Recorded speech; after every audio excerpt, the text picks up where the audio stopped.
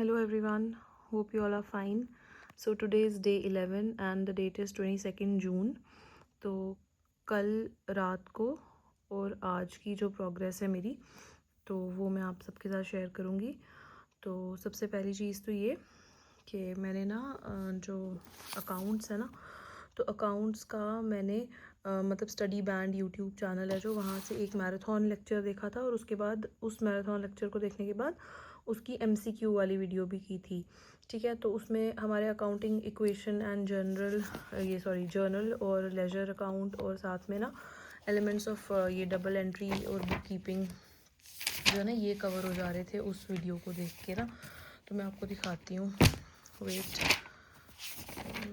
उसके बाद मैंने क्या किया, लेक्चर देखने के बाद ना उसके अलग से नोट्स जो थे ना वो बनाए। जैसे फॉर एग्ज़ाम्पल ये तो मैंने अपनी रफ़ नोटबुक पे मतलब किया ना, ठीक है। और उसके बाद मैंने इसके जो MCQs देखे उसके नोट्स मैंने इस तरह से बनाए सो दैट मतलब मेरे को पेपर के टाइम पे आसानी हो। और इसको मैं क्या करूँगी कि मैं ना क्लियर बैग में डालती जाऊँगी इस तरह से, जो भी टॉपिक्स मैं कवर करूँगी तो उनको मैं नोट्स में डालती जाऊँगी। मुझे थोड़ी प्रॉब्लम आ रही थी जैसे जो जर्नल में मतलब वो बोलते हैं ना आइडेंटिफाई करने के लिए कि बताओ इसमें कौन सा अकाउंट जो है वो क्रेडिट होगा या कौन सा अकाउंट जो है वो डेबिट होगा उसमें। तो 1-2 बार जब मैं उनको प्रैक्टिस करूँगी तो मेरे ख्याल से ये हो जाएगा। जैसे ना जो मुझे बहुत और भी ज़्यादा इंपॉर्टेंट लग रहा था वो मैं रेड पेन से लिख रही थी। जैसे जो 3 टाइप के अकाउंट होते हैं, रियल और उसके बाद नॉमिनल और पर्सनल अकाउंट, उनमें से बोल रहे थे कि क्वेश्चन था कि कौन सा वाला जो है वो बैलेंस नहीं किया जाता। तो नॉमिनल अकाउंट बैलेंस नहीं होता है, उसको हम ट्रांसफ़र करते हैं PNL अकाउंट में।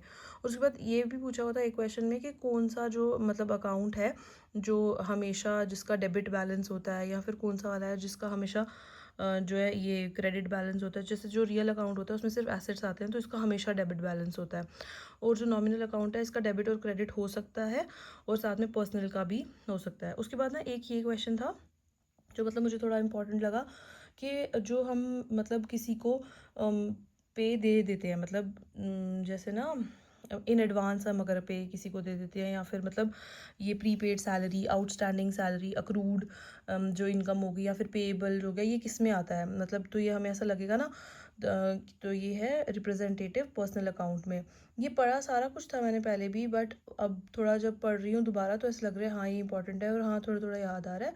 तो 1-2 बार जब इसको रिवाइज़ करेंगे अच्छे से तो आई गेस ये सही हो जाएगा। ठीक है, जैसे मुझे पता है कि इसमें प्रॉब्लम आती है, जैसे जो जैसे बोलते हैं गुड्स जो थे वो फायर में वो हो गए, बर्न हो गए, तो अब बताओ कौन सा वाला डेबिट होगा कौन सा क्रेडिट होगा। या फिर जैसे अगर चैरिटी में दे दिया हमने तो फिर बताओ क्या होगा, मतलब वो थोड़ा याद रखने में थोड़ी मुझे प्रॉब्लम हो रही है।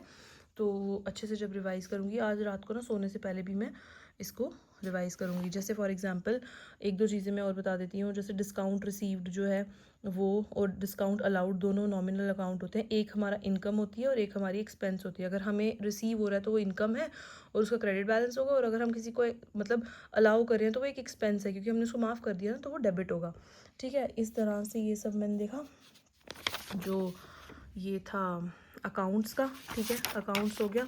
अकाउंट्स के बाद मैंने मैथ्स में आज ना देखा ये 3 लेक्चर्स थे लिमिट्स एंड डेरिवेटिव के। ठीक है, ये भी अकाउंट्स ही है। लिमिट्स एंड डेरिवेटिव के 3 लेक्चर्स थे। 3 लेक्चर्स में वो मतलब पूरा चैप्टर कंप्लीट कराया। तो मैंने ना 2.5 लेक्चर देखे हैं, अभी मुझे करने हैं थोड़े। तो लिमिट्स तो चलो ठीक है होगी। लिमिट्स में भी ये 3-4 मेथड थे, जैसे डायरेक्ट सब्सटीट्यूशन कि हम सीधे डायरेक्ट सब्सटीट्यूशन करके डाल दें। वो किस केस में होता है, पॉलिनोमियल के केस में, लीनियर ट्रिग्नोमेट्रिक वाले उसके केस में होता है एक्सपोनेंशियल और लॉगरिदमिक। और जब इनडिटर्मिनेट फॉर्म होती है तो उस टाइम पे हम डायरेक्ट सब्सटीट्यूशन नहीं करते, हम या तो फैक्टराइजेशन करते हैं या तो रैशनलाइजेशन करते हैं। और उसके बाद अगर इन्फिनिटी होगी तो एल हॉस्पिटल रूल लग जाता है। ठीक है, तो उसमें हम देख लेते हैं। उसमें भी 3 केस होते हैं एन और एम के। अगर एन जो एन हो गया न्यूमिनेटर, अगर न्यूमिनेटर की जो मतलब वो है पावर वो लेस दैन है डिनोमिनेटर तो फिर लिमिट 0 पुट करते हैं। अगर इन्फिनिटी होगी तो अगर ग्रेटर दैन होगी तो इन्फिनिटी या माइनस इन्फिनिटी आंसर होगा, डिपेंडिंग अपॉन आगे क्या वैल्यू लगी है क्या नहीं। फिर डेरिवेटिव्स में सीधे वही करने थे। ठीक है, तो इसमें कुछ ही बेसिक फॉर्मूले वगैरह थे, ये सब देखा। ठीक है, तो इसके बाद मैं थोड़ा एग्जॉस्ट हो गई तो मैंने इसको बंद कर दिया था। तो अब मैंने सोचा कि रात को सोने से पहले एक तो अकाउंट्स को रिवाइज़ करना है और उसके साथ जो इसका बचा हुआ टॉपिक था वो भी कंप्लीट कर देना है। ठीक है, ये भी हो गया। देन मूविंग ऑन कि मैंने और क्या पढ़ा, ये सिलेबस में से मैं बताती हूँ आपको। उसके बाद मैंने थोड़ा सा स्टार्ट्स देखा था, बट हाँ क्योंकि मैंने आपको बताया था मेरे नोट्स घर से आ गए हैं, तो अब आज रात को मैंने क्या करना है, एक तो मैंने जो सोचा है कि आज के डे में करके सोना है जो, एक तो मैं डेमोग्राफी वाला करके करूँगी स्टार्ट्स में, एक थ्योरी ऑफ एट्रीब्यूट्स और एक मेजर्स ऑफ सेंट्रल टेंडेंसी, ठीक है। ये 3 टॉपिक्स करूँगी मैं, होपफुली हो जाएँ। अगर ये हो जाते हैं तो मेरा स्टार्ट्स जो है ना तो वो थोड़ा आधा हो जाएगा, ठीक है।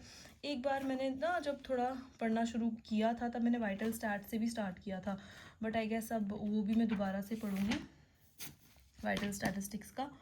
1 मिनट में ना निकालने देना, हाँ।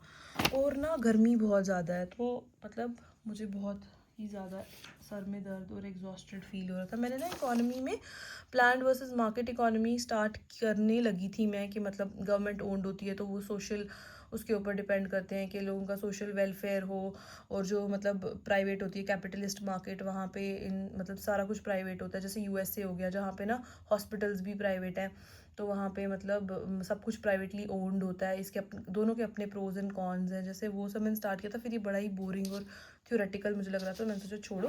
तो जो मेरे नोट्स थे ना, स्टार्ट्स के नोट्स तो आ गए ये, ठीक है। तो थोड़े से स्टार्ट्स के नोट्स इसमें हैं, और जो मेरे बाकी नोट्स थे ना वो ये आ गए।